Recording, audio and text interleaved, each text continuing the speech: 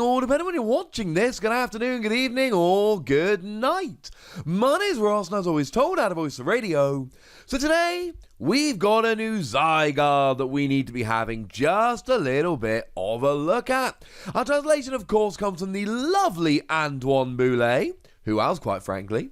Now, to be fair, there are a bunch of people we use, but Antoine tends to a lot of the time be our favourite and tends to be pretty gosh darn reliable. Though shout out to the lovely David Hockman and the lovely Joe from Cerebi.net, who are frankly wonderful, awesome people. Now, if we start off having a little bit of a look at the basics here, we see we've got a fairly sizable 150 HP, which is very high, but the other thing you need to remember here is that I just earlier today showed you that new stone fighting energy, which reduces damage done to you by 20.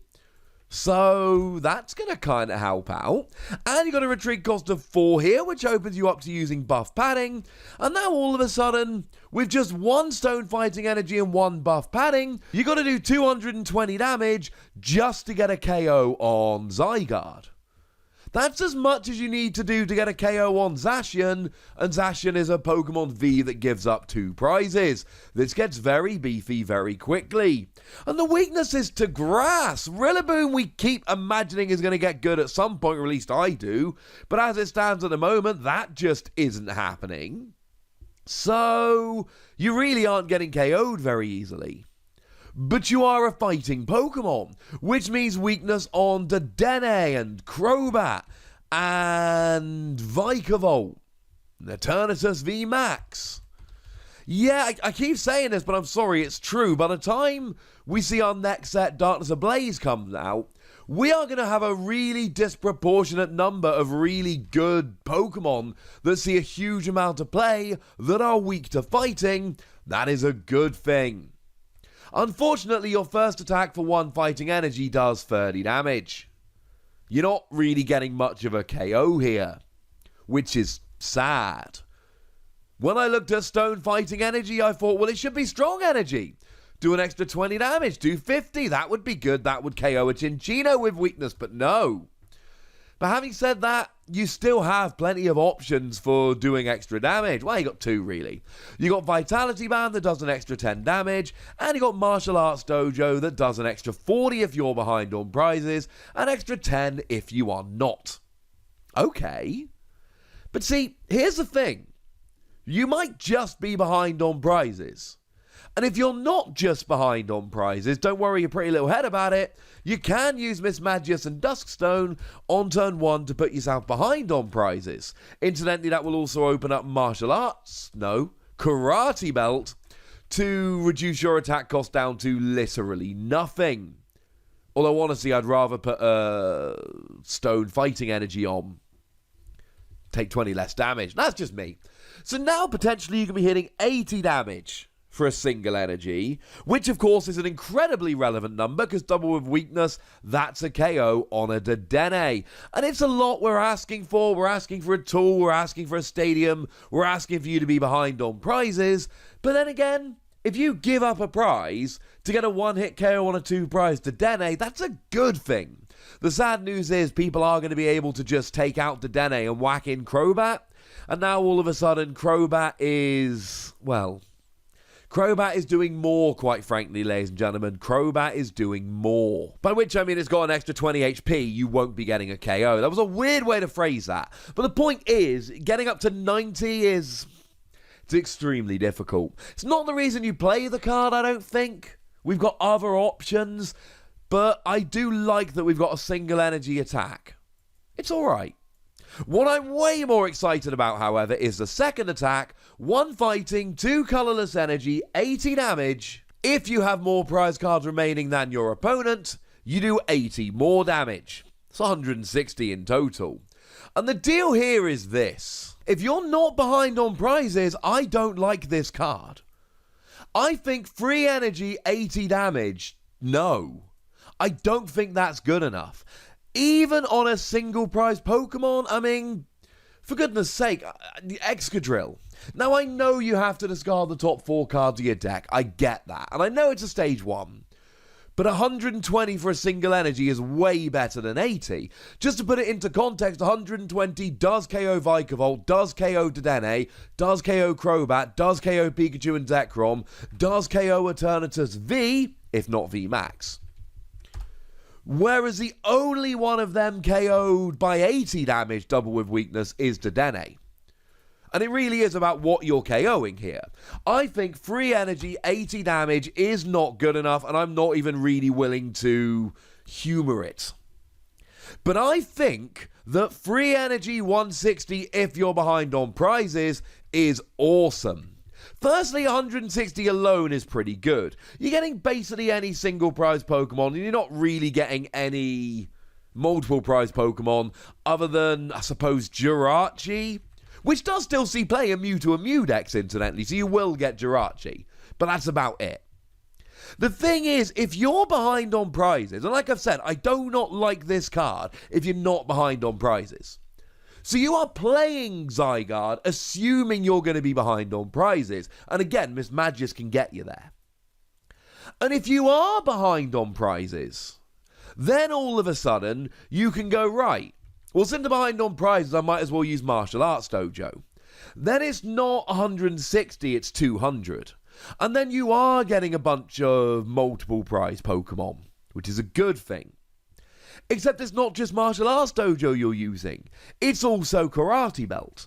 And then Karate Belt removes that fighting requirement in the attack cost, reduces your attack cost by 1 fighting energy, and now all of a sudden you're attacking for a twin energy. So now it's a single energy attachment. So now instead of an awkward free energy attack cost to do 160, you're looking at a single energy attachment to do 200. And doing 200 for a single energy attachment is wonderful. That is a really, really good attack. And that's kind of my point here. If you look at this when you're not behind on prizes, you are going to find a Pokemon that you don't like. Because it's not good. It's too expensive and it's underpowered. But if you look at this as a Pokemon that you're playing being behind on prizes, then it looks really good. I actually really like this in a Phalanx deck, as weird as that might sound. Because if we have a look at Phalanx, we've got Phalanx V and then we've got regular Phalanx. These are Pokemon that really rely on having a Phalanx deck. Phalanx for a twin energy does 30 damage for each of your bench Phalanx, including Phalanx V, which is 150. And then you've got Phalanx, which reduces damage done to Phalanx, including Phalanx V, by 20 damage. But again, this stacks 4 of them out, and you will be doing, well, you'll be taking 80 less damage. That's kind of ridiculous. And that's kind of my point here. But then, of course, you end up with, well, what if I don't have a full bench of Phalanx? What if I have a turn or two where I just need to regroup? That's where this comes in. Now, I will say that Karate Belt, I'm not sure how many Phalanx decks are playing Karate Belt. Maybe to attack with Phalanx V, but there's a decent chance that you're not. But you probably are going to be playing Martial Arts Dojo anyway, and you probably are going to be playing Twin Energy anyway, so there's no reason you couldn't play 1 or 2 Karate Belt for this situation. And then you go behind on prizes, and rather than using a Phalanx, you come in and you actually hit for more damage. Bearing in mind, right, Phalanx has 90 HP. You need to have 3 Phalanx V on the bench to have the same effective HP as Zygarde. If you're behind on prizes, Phalanx will not get to as much damage as Zygarde. So this acts as a pseudo Phalanx in a way. It's got about the same level of bulk you would expect. It does more damage, but you don't have the same pressure to get Phalanx onto your bench, and you're still doing minimum 10 more damage. You're using largely the same attack cost, but you don't have that same pressure to get Phalanx out. I've played decks like this in the past, and there is that constant stress of must get Phalanx, must get Phalanx, must get Phalanx. And as they're being knocked out, you don't just need to get them, you need to recover them. It gets awkward. This will save you a turn. I don't think anyone's going to be making a Zygarde deck, although just to be clear, Turn 1 going second. This is a basic Pokemon. Turn 1 going second. If you use Miss Magius to go behind on prizes, bearing in mind you will draw until you've got 7 cards in your deck and you won't use your supporter for the turn, and then you can use Karate Belt, Twin Energy, Martial Arts Dojo, you will legitimately be doing 200 turn 1 going second, and that is Pokemon VKOing territory. This is kind of nuts. I don't think it is a deck, but I see 2 uses for this that are really good.